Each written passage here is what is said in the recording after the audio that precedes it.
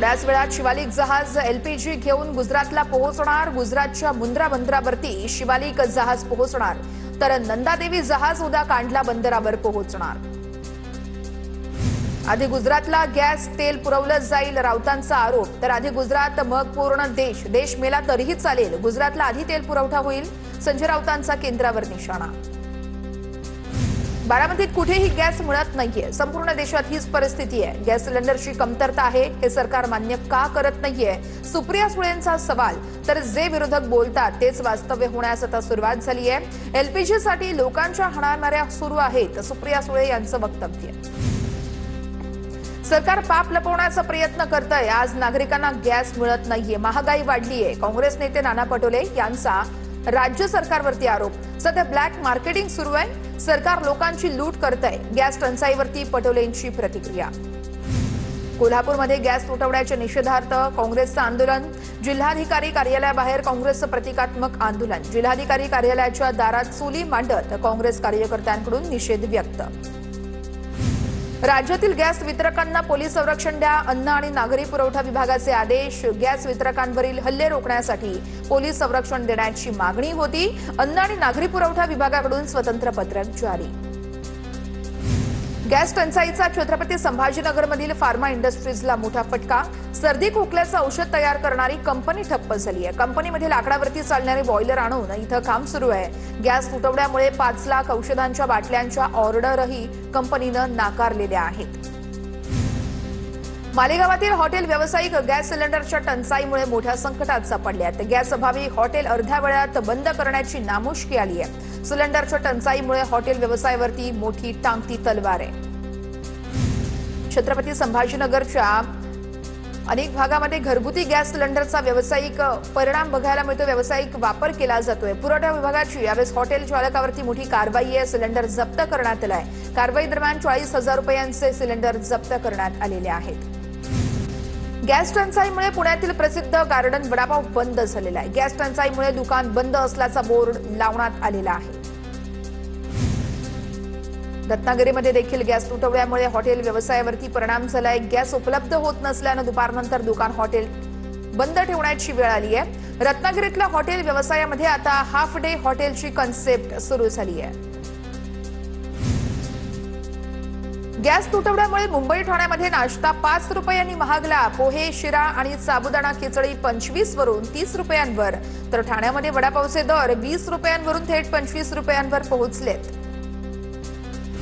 गॅसच्या तुटवड्यावरती मात करण्यासाठी पालघरमध्ये वेल्डिंग कारागिरांची अनोखी शक्कल, टाकाऊ वेस्टेज ऑइल पासून बनवली टिकाऊ लोखंडी शेगडी। 1 लिटर टाकाऊ ऑइलमध्ये 2 ते 3 तास हायस्पीडने ही शेगडी सुरू राहते। सिलेंडरच्या तुटवड्यामुळे मुंबईतील छोटे व्यावसायिक आणि स्टॉल धारकांकडून पर्यायी साधनांचा वापर केला जातोय। काही जणांकडून कोळशाच्या शेगड्यांचा वापर सुरू आहे, तर काहींनी रॉकेलवरती चालणाऱ्या स्टोव्हचा वापर सुरू केलेला आहे। गॅस सिलेंडरच्या तुटवड्याच्या माटुंग्यातील रामाश्रय हॉटेललाही फटका बसलाय। दाक्षिणात्य पदार्थांसाठी प्रसिद्ध असलेल्या हॉटेलमध्ये सिलेंडरच्या तुटवड्यामुळे इलेक्ट्रॉनिक शेगडीचा वापर आहे। या हॉटेलमध्ये फक्त 5 पदार्थच आता विकले जात आहेत।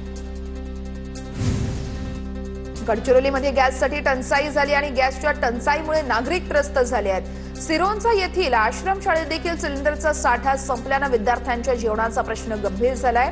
तातडीनं गॅस सिलेंडरचा पुरवठा करण्याची मागणी केली जाते। रत्नागिरीमध्ये 10 दिवसानंतर गॅस एजन्सीला व्यावसायिक गॅस सिलेंडर मिळाले आहेत। 8 मार्च नंतर पहिल्यांदाच गॅस कंपनीकडून व्यावसायिक सिलेंडरचा पुरवठा करण्यात आलेला आहे।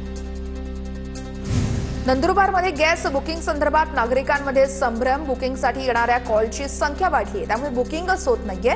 जिल्हा प्रशासनाकडून कॉल सेंटरची क्षमता वाढवण्याचा निर्णय घेण्यात आलाय।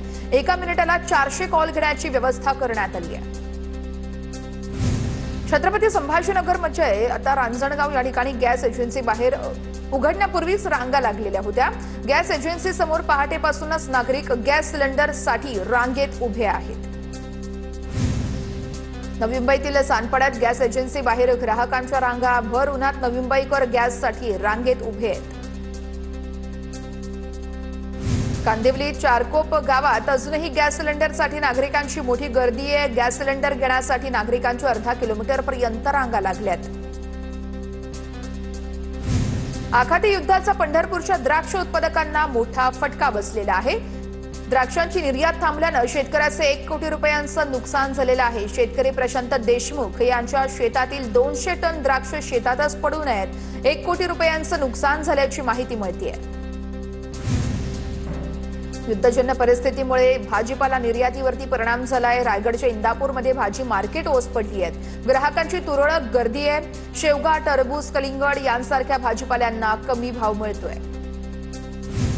संसदेच्या मुख्य प्रवेशद्वारावरती अचानक सायरन वाजलं। संसदेच्या गेट क्रमांक 1 वरती अचानक सायरन वाजला। तर सायरन वाजल्यानं सुरक्षा व्यवस्था सतर्क झाली। वाऱ्यामुळे बॅरिकेड हल्ल्यानं सायरन वाजलं। सीआयएसएफचं स्पष्टीकरण। आठवड्याच्या पहिल्या दिवशी विधान परिषदेत गदारोळ, विरोधकांचा सभात्याग। अनिल परब, सचिन अहिर यांची सरकार विरोधात घोषणाबाजी। मुंबईच्या प्रश्नांवरून विरोधकांची विधान परिषदेत जोरदार घोषणाबाजी। धर्मांतर बंदी कायद्याला विरोध करणार। धर्मांतर बंदी कायद्यावरती काँग्रेस आमदार ज्योती गायकवाड यांची प्रतिक्रिया। कलम 25-26 मध्ये बदल केला तर त्याला आमचा विरोध आहे, ज्योती गायकवाड यांचं वक्तव्य। मंत्री नितेश राणे आणि पवार यांच्या राष्ट्रवादीचे आमदार जितेंद्र आव्हाड यांची विधान भवनामध्ये भेट। दोघांनीही एकमेकांना हस्तांदोलन करत विचारपूसही केली आहे। दोघांच्या अचानक भेटीचा व्हिडिओ सध्या मोठ्या प्रमाणात व्हायरल होतोय।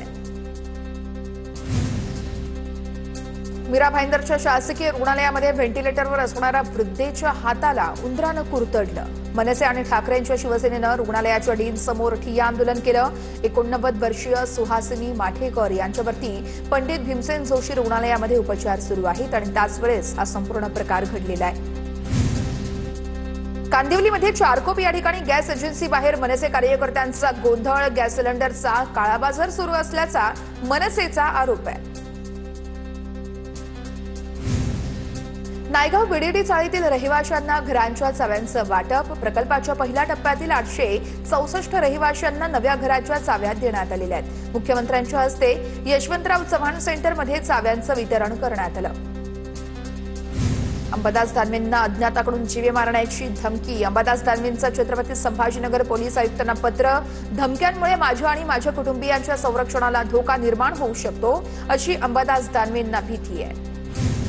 उपमुख्यमंत्री एकनाथ शिंदे यांचा आज दिल्ली दौरा। सूत्रांची माहिती, एकनाथ शिंदे यांचा दिल्ली दौरा अचानक ठरल्यानं चर्चांना उधाण आहे। शिंदे दिल्लीमध्ये काही महत्त्वाच्या वरिष्ठ नेत्यांची भेट घेणार असल्याची सूत्रांची माहिती आहे। बारामती निवडणूक बिनविरोध करण्यासाठी राष्ट्रवादीचा प्रयत्न। राष्ट्रवादीचे नेते सगळ्या पक्षाच्या महत्त्वाच्या नेत्यांसोबत चर्चा करणार। बारामतीमध्ये उमेदवार देणार नसल्याचं सुप्रिया सुळे यांनी जाहीर केलं होतं। उमेदवारी अर्ज दाखल करण्यासाठी 30 मार्च ते 6 एप्रिल पर्यंत मुदत। हरियाणा, ओडिशा आणि बिहारमध्ये आज राज्यसभेची निवडणूक। राज्यसभेच्या 11 जागांसाठी निवडणूक होणार। महाराष्ट्रातील राज्यसभेच्या 7ही जागा बिनविरोध। 37 पैकी राज्यसभेच्या 26 जागा बिनविरोध। सकाळी 9 ते संध्याकाळी 5 वाजेपर्यंत मतदान होणार। संध्याकाळी 5 नंतर मतमोजणी। अभिनेता आमिर खाननं मंत्रालयामध्ये भेट दिली आहे। पाणी फाउंडेशनच्या सादरीकरणासंदर्भात आमिर खान मंत्रालयामध्ये आला होता। याच वेळेस मुख्यमंत्री देवेंद्र फडणवीसांच्या उपस्थितीमध्ये पाणी फाउंडेशन संदर्भात सादरीकरण करण्यात आलेलं आहे। फलटण पंचायत समिती सभापती उपसभापती पदावरून ट्विस्ट इथं निर्माण झालाय। राष्ट्रवादी शिंदे गटाच्या सदस्यांना पक्षात घेत भाजपनं सत्ता खेचून आणली आहे। तर शिवाजी भोसले सभापतीपदी बिनविरोध आलेले आहेत, तर शिंदे गटाला आता उपसभापती पदावरती समाधान मानावं लागलेलं आहे। नाशिकमध्ये महापालिकेच्या शाळेत सुरू होतं खासगी आधार केंद्र। म्हसरूळ या परिसरामध्ये महापौरांच्या दौऱ्यात उघडकीस आला प्रकार। महापौरांनी अधिकाऱ्यांना झापत तात्काळ चौकशी करण्याचे आदेश दिलेले आहेत। सासवडमध्ये पालखी महामार्गावरती शेतकऱ्यांचं रास्ता रोको आंदोलन। भूसंपादनाचा प्रलंबित मोबदला आणि रस्त्याच्या कामासाठी शेतकरी संतप्त। प्रलंबित मोबदला तात्काळ द्यावा आणि रस्त्याचं काम हे पूर्ण करावं अशी त्यांची मागणी आहे। नवी मुंबईच्या एपीएमसी फ्रूट मार्केटमध्ये कलिंगडाचे 50 ट्रक दाखल। आवक मोठ्या प्रमाणात वाढल्यानं कलिंगडाच्या दरात मोठी घसरण। 15 ते 20 रुपये प्रति किलो दरानं कलिंगडाची घाऊक बाजारामध्ये विक्री केली जाते। साताऱ्याच्या फलटणमध्ये 5 एकरातील गहू जळून खाक झालाय। फलटणच्या तरडगाव मधील घटना आहे। काढणीला आलेलं पीक जळाल्यानं शेतकरी हवालदिल झालाय। शेतकऱ्यांचं लाखो रुपयांचं नुकसान झालंय। तातडीने मदत करण्याची मागणी शेतकऱ्यांकडून केली जाते। आता शंभे आवर्त होय काय घराच्या जागेच्या वादातून धीरानं सख्ख्या भाऊजाईवर कोयत्यानं वार केलेला आहे। पुण्याच्या आंबेगाव तालुक्यातील धामणी येथील घटना आहे। पारगाव कारखाना पोलीस ठाण्यात गुन्हा दाखल झालाय। आरोपी सुरेश सोनवणेला पोलिसांनी अटक केली आहे।